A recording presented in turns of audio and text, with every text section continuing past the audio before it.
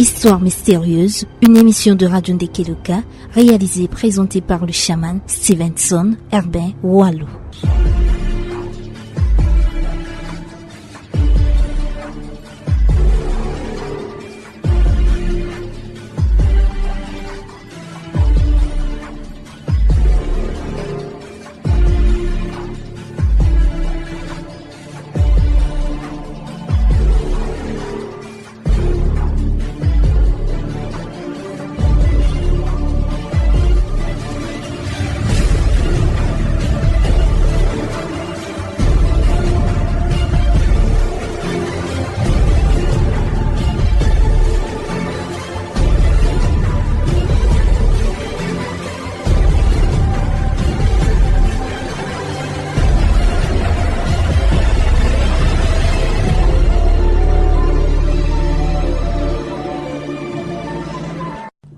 La mort.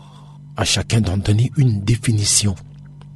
Certains diront que la mort est la cessation de la vie. D'autres diront que c'est l'arrêt des fonctions de la vie, circulation sanguine, respiration, activité cérébrale. Même les chamans ont leur définition de ce mot difficile à prononcer. Dans tout le milieu chamanique, la mort n'est donc rien d'autre que l'abandon temporaire du corps corrompu par l'esprit qui intégrera tôt ou tard un autre corps afin de reprendre son chemin sur terre. Aujourd'hui, dans les 666 états mystiques de Gibon, la population à majoritaire animiste pleure presque jamais leur mort. Car ils savent tous, selon leur culture, que la personne décédée n'est pas vraiment partie définitivement et qu'il est juste parti changer son corps endommagé. Voilà pourquoi un enfant né au moment du décès ou quelque temps après le décès des parents porte inéluctablement le nom du disparu. Car selon eux, c'est le disparu qui revient. Si le disparu est un homme, l'enfant mâle qui naît prend le nom et la fille prend le nom de la disparue. À Gibon, il est formellement interdit de manipuler un cadavre. Un cadavre est respecté, honoré, comme s'il était encore vivant. Il est de coutume de voir à Gibon que certains enterrent leurs parents décédés dans leur concession, lui vouent un culte, lui fait des offrandes jusqu'à son retour. À Vakatville, au sommet de la colline des Bossus, se dresse l'église Le Feu du Ciel. Une église du Christ qui reçoit tous les Gibongiens qui ont tourné le dos à la tradition ancestrale. Le nouveau pasteur de cette église, le jeune Salvador Waku, est l'un de ces jeunes qui ont appris beaucoup de choses sur la théologie biblique et se fiche pas mal de la tradition. Certains membres de cette église racontent même que ce jeune pasteur peut ressusciter les morts. Tenez, le voilà en train de prêcher. Dieu m'a donné tout pouvoir sur terre et dans le ciel. Le pouvoir de marcher sur les scorpions et les serpents. Le pouvoir de faire marcher les infirmes et de donner la vue aux aveugles. Croyez, chers frères et sœurs. Amen. Merci Seigneur. Alléluia. Gloire à Dieu. Merci papa. Alléluia.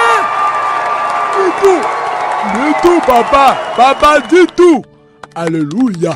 Amen. Merci Seigneur. Alléluia. Merci. Avec le Seigneur, on peut faire des miracles, chers frères et sœurs. Croyez et vous allez voir les miracles de notre Dieu. Ce ne sont pas tous ceux qui me disent Seigneur. Seigneur qui entrera dans le royaume du ciel. Seuls ceux qui font la volonté du Père entreront dans le royaume. Cette nuit-là, voilà le jeune pasteur qui rend visite au chaman Amban, derrière la colline des Bossus. La nuit est noire, le ciel sombre ne donne aucun éclat de lumière. L'instant sinistre n'empêche pas le pasteur Salvador d'emprunter les sentiers qui le mènent au chaman sorcier Amban. De loin, on peut entendre les sinistres chants rituels du chaman déchu de l'ordre chamanique. Amban, cloîtré dans sa case bambou incrustée au cœur de la colline des Bossus au milieu de nulle part.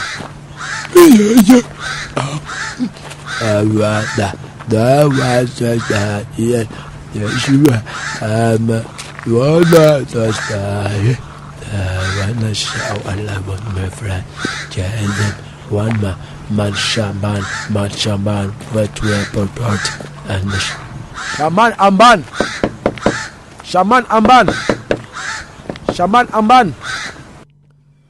Qui ose venir perturber mon équilibre en cet instant crucial, hein? Qui vient en cet instant perturber mon équilibre? Pardon, Shaman Amban, c'est moi le pasteur Salvador. Que veux-tu encore, pasteur? Je t'ai tout donné et te voilà maintenant célèbre dans le milieu christianiste. Hein? Que veux-tu encore? Entre donc et viens prendre place ici. Voilà, tu peux t'asseoir ici. Démon. Démon. Démon, ouvre-toi à moi, oh démon.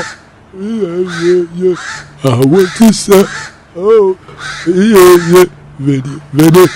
Oh, démon, faut m'ouvrir la porte. Que me veux-tu encore, pasteur Salvador Waku? Tout puissant chaman Amban, le pouvoir est comme l'eau qu'on boit en pleine saison sèche. Plus on boit, plus on a soif. Cesse d'être énigmatique et va droit au but.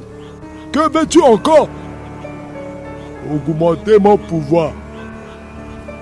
Augmenter ton pouvoir comment? Sois plus explicite, pasteur Salvador Waku. Je veux être capable de ressusciter les morts. Eti, franchement là, tu mets la barre très haut. Donc vous ne pouvez rien pour moi.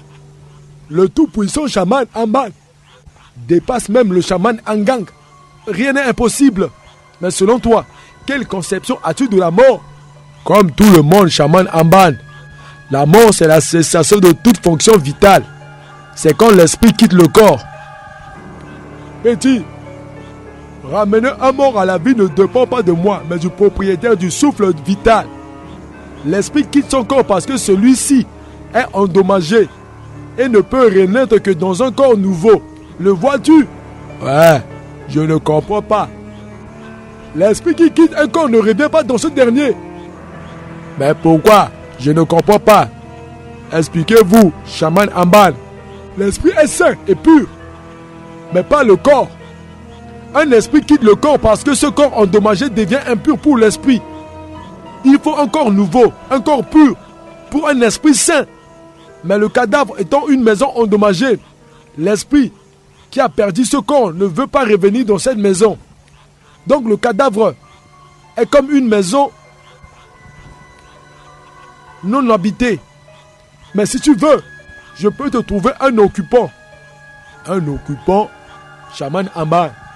Oui, il y a des démons, ces anges déchus qui sont à la recherche d'un corps. Alors, je peux t'aider à avoir les pouvoirs sur eux. Les affecter des corps des personnes décédées. En ayant ce pouvoir, tu peux, devant les gens, ressusciter les morts. Alors qu'en réalité, l'esprit qui est dans le corps du décédé n'est pas son véritable esprit, mais un démon que tu as mis dans son corps pour le permettre de se tenir debout et de vivre. Parce que le démon dont le corps du cadavre se trouve dans une maison. Donc, la personne ressuscitée ne sera pas la même personne, hein, chaman Amban. Mais non! Déjà que l'esprit n'est pas en harmonie avec le corps. Et quelles conséquences cache cette pratique? Chaque nuit, tu dois contrôler l'esprit logé dans le corps du ressuscité, le nourrir pendant le sommeil. Mais chaman Amban, c'est dangereux. Même c'est dangereux, ça veut dire quoi ça? Ok, tu veux ou tu ne veux pas? J'ai la chevalière qui peut t'aider à faire des miracles dans ton église, non? Hein? Ok, d'accord, j'accepte la chevalière. Le prix? Pas de prix. Toute personne sur qui tu imposes la main devient ma proie. C'était Histoire mystérieuse, une émission de Radio Ndekeluka réalisée et présentée par le chaman Stevenson Herbin Oualou.